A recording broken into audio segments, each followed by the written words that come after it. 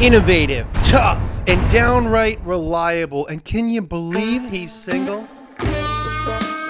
Nope, I'm not talking about my buddy Zach Job. I'm here to talk about the off-road king of the Dakar Rally, the OG SUV that left Wranglers, Patrols, and Land Cruisers quaking in their little boots. It's been selling like hotcakes for almost 40 years, but now the company making it is in a bit of trouble. So what does the future of this legendary 4x4 look like? And more importantly, how did it get here? Well, let's find out. This is everything you need to know to get up to speed on the Mitsubishi Pajero. I thought it was called the Mitsubishi Montero. That's right. It's also the Mitsubishi Montero. The Montero, I thought it was called the Mitsubishi Shogun. Yes, the Mitsubishi Pajero, Montero, and Shogun, whatever. They're all the same car. It had a lot of names. In this episode, we're just going to say Pajero to keep everything simple.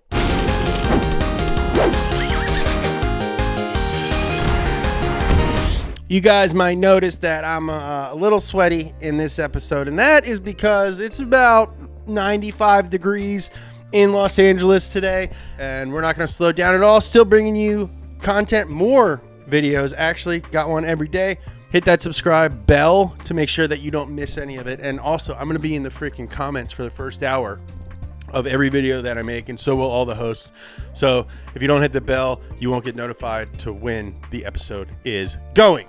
All right, Chapter 1, the dirty origins. Before we really dig into the Pajero, I think it's important for you guys to know the rally racing clout that Mitsubishi earned before the term sports utility vehicle was even a term. You see, the World Rally Championship, the WRC, as you may have heard of it referred to, was founded in 1973, and since Mitsubishi had already been collecting podiums with their Lancer 1600 GSR, they figured they'd give the new WRC thing a shot. And in 1974, they saw their first victory at the WRC Safari Rally. Out of the 20 manufacturers in that series, Mitsubishi was 6th overall with a total of 34 rally wins between 74 and 2002. So, I think they know a thing or two about tearing up dirt.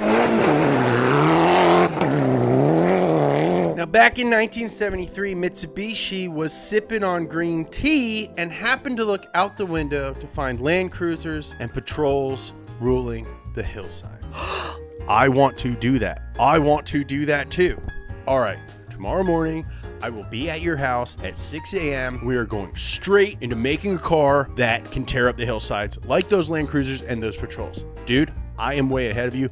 Already set an alarm. So whiz, bang, boom, they got to work making their own version of a go-anywhere people hauler, and the Pajero concept debuted at the Tokyo Auto Show in 1973. It was essentially a stripped-down Jeep wannabe with no doors and no roof. And like most concepts, it didn't go anywhere. But in 1979, they returned to the Tokyo Auto Show with a second Pajero concept called Pajero Concept 2. Now, it may have looked like a Suzuki Samurai, and a 1995 Honda Passport did the fusion dance, but people loved it. And by 1982, the Mitsubishi Pajero launched all over the world. It was designed to compete in the competitive off-road 4x4 market, but it was more all-purpose than the competition. I mean, look at this luxurious interior. That is...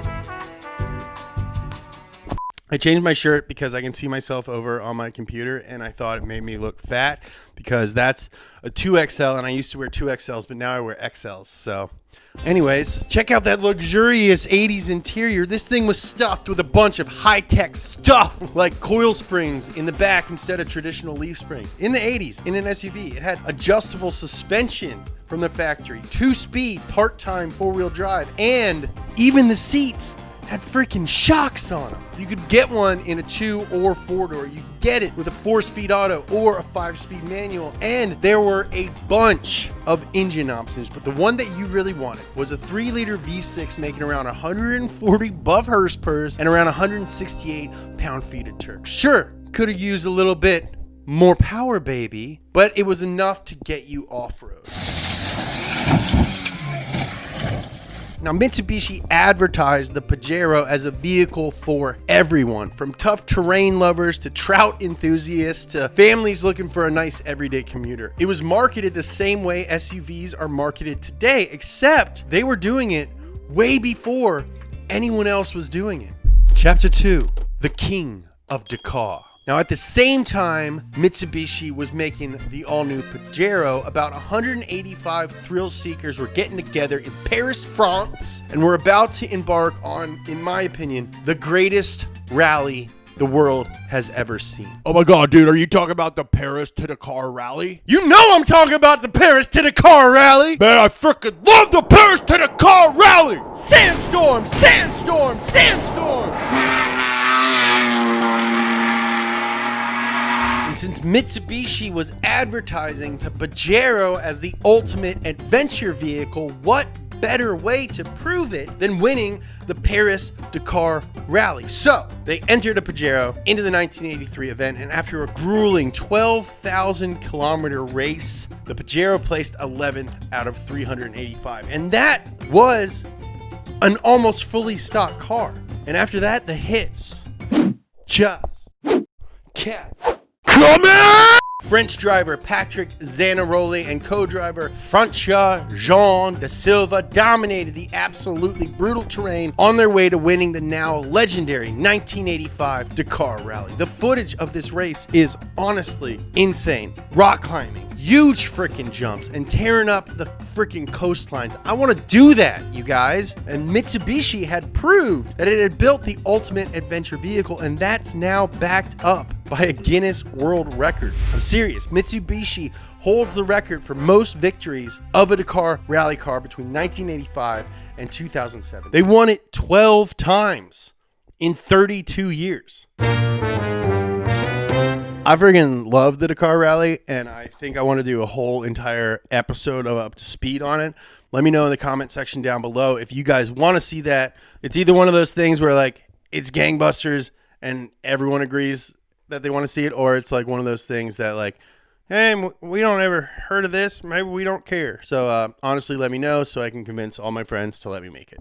Chapter 3, a Mitsubishi evolution. Let's go ahead and fast forward 9 years. The SUV market was leaning heavily into luxury. You know, I'm talking Land Rovers, Lexusi, all those fancy cool cats and kittens. And after years of killing the off-road game, Mitsubishi thought,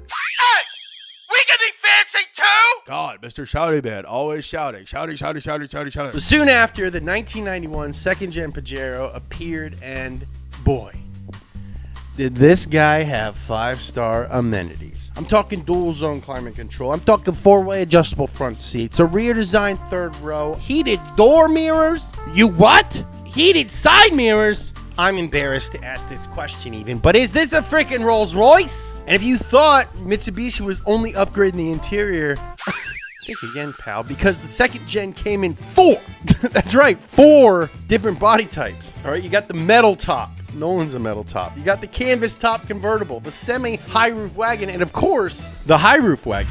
You didn't get all those options here in the States because, well, you know, us, right? Mitsubishi also stuffed some very impressive tech under its sleek 90s body. The Pajero now featured multi-mode ABS for finer braking control, as well as 3-mode adjustable shocks. That's called driving modes, baby. You know, that sounds boring. That sounds like I shouldn't even put it in this episode, but back then, that was really impressive stuff. Now, the second gen Pajero was nice, but the best was yet to come.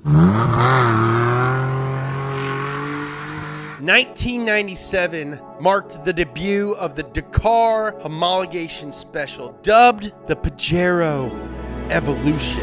Honestly, it's one of the sickest cars ever. Now, you guys know, probably if you watch this channel a lot, and if this is your first donut video, welcome. I hope you like it. If you watch it this far, honestly, you probably do like it. But look at this freaking thing. Oh my lord. Box flared, big wing. I'm gonna get from your guys' angle. Oh, it's cool. The Evolution came with a 3.5 liter MyVec V6, making 276 naturally aspirated buff Hurstpurs. It had four-wheel, fully independent suspension, an aluminum hood, and a factory skid plate. They only offered it as a two-door, and all my math boys know, two doors way less than four doors. It looks like a genuine race spec, and to no one's surprise, it performed like one. Driver Kenjiro Shinozuka was the first Japanese driver to achieve an overall Dakar win at the helm of a Pajero Evo in 1997. Then, German driver Jutta Kleinschmidt was the first and still to this day only woman to ever win the Dakar Rally in 2001 behind the wheel of a Pajero Evolution. And with an ever-growing trophy case, Mitsubishi introduced the third generation of the Pajero in 1999. This Pajero lived up to its namesake and won the Dakar Rally 5 more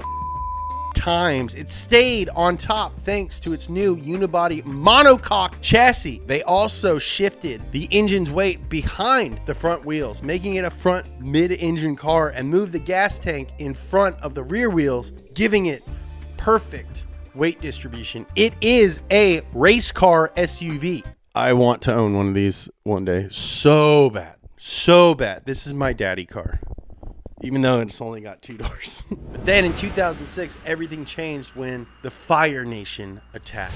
Chapter 4. Where do we go from here? Mitsubishi launched the 4th gen Pajero, but America didn't get it. From Gen 3 to Gen 4, the Montero badge had been quietly dying as Americans began to fall in love with crossovers instead of big SUVs. And to make matters worse, the Pajero, the king of Dakar, hadn't won since 2007. So the 4th gen Pajero is almost 15 years old. It's a freaking sophomore in high school at this point. Now that's a crazy long time to make a car without making a single change. They're on sale in around 70 countries, but Mitsubishi is struggling right now. Check out this episode of Wheelhouse, and only they know what the future looks like for the Pajero. Now, it really, really bums me out that America didn't show it the same love that Japan, all of Asia, the Middle East, South America, Australia, and Europe did. The rest of the world loves an adventure car.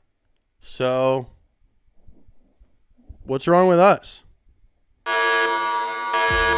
Hey guys, we've worked really hard in the past to provide you with a bunch of really cool shirt options, this one included. But up until this point, I want to apologize because we've left your legs out of the mix. And I don't want to leave anyone out of the mix. We're all about community here. So starting now, we have donut. How do you switch in regular gear? Sweatpants. They're so new that I don't even have a pair. These are really high quality. We spent the extra dough on them, and they're comparable to like our hoodies, but they're for your legs. They say PE, which stands for Performance Education. I know, it's very funny and very cool. I came up with it myself. They're great in the car. They're great to sit around and play Zelda, ask my girlfriend. And they're great to, sit in your garage at your workbench and do conference calls and make videos alone. Ask me how I know. Go to donutmedia.com, cop yourself some. I can't wait to wear mine. I can't wait to see all your pretty little buns wearing yours. Thank you guys. Thank you guys so much for watching this episode of Up to Speed. I love you guys, and I want you to be here with me. Make sure you tune in tomorrow for my other show, The D List. Hit the subscribe button. I know every YouTuber says, make sure you like, comment, and subscribe. But honestly, we're putting out so much stuff right now because we're all just going crazy at our houses. And I'd love for you guys to be a part of this crazy time right now. All right. I love you.